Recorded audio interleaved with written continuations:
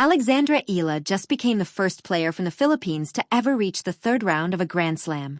She got there by losing the first set 3-6, then winning the next two, 6-2 and 6-0. Stop and think about that. But 12 months ago, this same opponent broke her heart, saving 4 championship points to beat her in a tiebreak she still hasn't forgotten. So what changed? What turned a player who let 4 match points slip away last year into someone who denied that same rival a single game in the deciding set this time? Here's a clue. Stitched onto the back of her visor is a Tagalog phrase. Translated, it reads, "Once it grows, it cannot be stopped." She wore it into this match. She'll wear it again on Saturday, against the defending Wimbledon champion. But to understand why those words matter, you have to go back to the exact moment they started to. Picture this. Eastbourne, 1 year ago. Eala is standing on 4 championship points against Maya Joint. 4 chances. 1 swing away, for separate times, from beating her and lifting a trophy. She converts none of them. The match reads 6-4, 1-6, 7-6, 10. A tiebreak that went all the way to 10 before it finally broke her way. Except it broke the wrong way. That's still, to this day, the only time these two have ever played each other. And Joint has owned the head-to-head every single day since. Ask yourself what that does to a player. Not the loss itself. Losses happen. It's the 4 points. The 4 separate moments where victory was already in her hands, and it slipped out anyway. That kind of defeat doesn't fade. It waits. And on Thursday, it got its rematch. But here's what nobody was talking about heading into that match. While Eala carried that memory quietly for a year, she was also becoming a completely different player. She cracked the world's top 50. She climbed to a career-high number 29. She won her first WTA 125 title, in Guadalajara, beating Hungary's Punna Udvardy in 3 sets. Then a second 125 title last month in Birmingham. And even the title came the hard way, a set down against the 5th seed before she fought back to win. In Berlin, she beat 2 top 10 players, Elena Rybakina and Alina Svitolina, in the same week, before finally falling in the semi-final. 10 wins, 3 losses on grass this season alone. And it wasn't a straight climb, either. Just weeks before that Birmingham title, Eala walked out of the French Open in the first round, a reminder that even a player on the rise doesn't get to skip the setbacks. She just doesn't stay down in them. Her run at this Wimbledon didn't start with drama, either. Round 1, she cruised past Mexico's Renata Zarazua, 6-1, 6-2, barely more than an hour of work. Round 2 was where the real test began, and where all of that quiet rebuilding was about to get put to a very public test. Maya Joint, meanwhile, walked into Thursday's match on a completely different kind of fire. Just 24 hours earlier, she'd landed the win of her career, knocking out Serena Williams in Williams' first competitive singles match since 2022. Joint was ranked 87th in the world. She'd won exactly 1 match in her previous 12 tournaments. And she beat a legend anyway, 6-3, 6-7, 6, 6-3. "I don't know what just happened, to be honest," she told the crowd. "I've been dreaming about this moment since I was a little kid." Here's the part that makes her dangerous, and it's a story of its own. Joint had once been ranked as high as number 28, back in February. Then a back injury sidelined her for more than 6 weeks, and by the time she recovered, she'd fallen all the way to number 87. She'd also failed to get past the first round in her 2 previous grass court tournaments coming into Wimbledon. Grass wasn't supposed to be her surface. And yet there she was, 24 hours removed from the biggest win of her life, with absolutely nothing left to lose. That's not an underdog walking onto the court to face Eala. That's a player riding the highest high of her career, and daring anyone to stop her. 2 players. 2 comeback stories running in completely opposite directions on the exact same afternoon. One clawing her way back from a career-low ranking to the biggest win of her life. The other clawing her way back from a heartbreak that cost her a title a year earlier. Only one of them was walking off that court still riding their comeback by the end of the day. So which version of this match do you think you're about to watch? You'd assume that kind of momentum carries straight over. Throw that out. The first set goes to Joint, 6-3. Eala is down. Down the exact same way she was down at Eastbourne. Same position. Same opponent. Same script, seemingly, about to repeat itself word for word. Except it doesn't. Think of it like a fire that's supposed to catch and spread. The kind that took down Serena a day earlier. It reaches Eala's side of the net in that first set, 6-3, exactly the way it should. And for a moment, it looks like it's going to keep burning straight through the rest of the match, too. Instead, it just stops. In the second set, Eala builds a 3-1 lead. Joint claws one game back, one small ember, refusing to go out completely.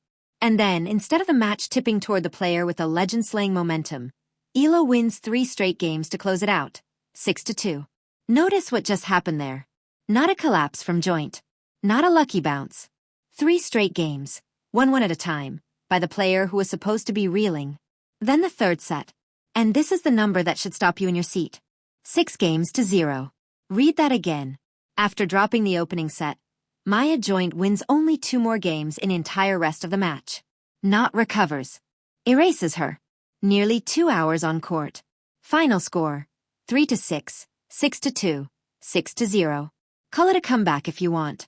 But a scoreline like that isn't really about comebacks. It's about which player was still standing when the fire burned itself out. Asterisk quick gut check before we go further. Favorite or underdog for Eala's next match? Drop your answer below. We'll come back to it. Asterisk. Now here's what that one actually means. And it's bigger than one match. Eala is the first player from the Philippines to ever reach the 3rd round of a Grand Slam. The first ever seeded Filipina player at Wimbledon, seeded 29th among the best in the world. And she did it in only her 6th Grand Slam main draw. She's 21. Left-handed. From Quezon City.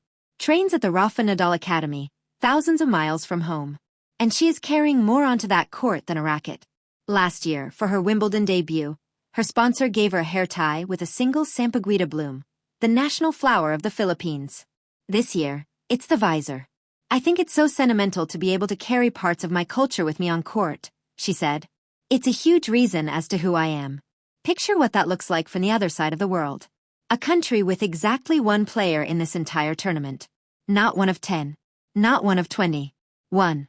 Every match she plays as the whole nation's representative on that court, whether she asked for that weight or not. And on Thursday, that one player just rewrote its history. Not with a comfortable straight sets win nobody will remember by next year. With a match that had her down a set, down the exact same way she'd been broken before, in front of a global broadcast. And she still found a way to make it count. That's the kind of win a country holds on to. But the reward for a win like that isn't rest. It's the hardest possible next assignment. Waiting in round 3. IGA Swiatek. The defending champion. World number 3. A 6-time Grand Slam winner who has now reached the last 32 at 26 straight majors, a streak only Martina Navratilova and Conchita Martinez have ever beaten. Sit with that number for a second. 26 consecutive Grand Slams without an early exit. That's not a hot streak. That's close to a decade of near-total consistency at the highest level the sport has. Swiatek got to this round by beating former world number 1 Karolina Pliskova 6-1, 6-3, barely breaking stride. Swiatek was asked about Eala already. Her answer was short. She has a tricky game. I can assume that on grass it's even more tricky because of the surface. I will prepare, and I'll be ready. Eala's answer was just as direct. I think it's going to be tough for me. I'm going to try and make it tough for her, as well. I'm expecting a great challenge, but I think I'm ready for it. On paper, this isn't close. Swiatek is the champion. Eala is the challenger who needed a set-down comeback just to survive round 2. But paper didn't watch what happened on Thursday. Eala just spent nearly 2 hours proving, live, in front of a global broadcast, that she does not fold when a match turns against her. She proved she can lose a set and still finish the job. She proved she can take a fired-up opponent's best punch, absorb it, and answer without conceding a single game in the set that decided everything. That's not something you fake. That's not something that shows up by accident. That's a fire that, once it starts, doesn't stop. So here's the question again, the one this whole story keeps circling back to. What changed between a player who lost 4 championship points a year ago and a player who just shut that same rival out 6-0 to close the door? Maybe the answer really was on the visor the whole time. Once it grows, it cannot be stopped. Whether that holds up against the defending champion, we're about to find out. And it's worth remembering, Eala isn't even done for the day yet. Hours after walking off that court, she's back for doubles, partnering Nikola Bartankova against Sofia Kenin and Yelena Ostapenko, before Saturday's collision with Swiatek arrives. Ask yourself this. A player who just spent nearly 2 hours clawing back from a set down, in front of a global audience, against an opponent riding the win of her career, and her response is to walk straight back out and play another match the same day. That's not the profile of someone who's running on fumes. That's the profile of someone who wants more. And if she finds a way through Swiatek too, this stops being a good story about one match. It becomes the story of how Philippine tennis history actually got written. One round, one setback, one comeback at a time. So, subscribe now, because you will not want to find out what happened Saturday from someone else's video. And tell us in the comments, can Eala take a set off the defending champion? We'll be right here to find out with you.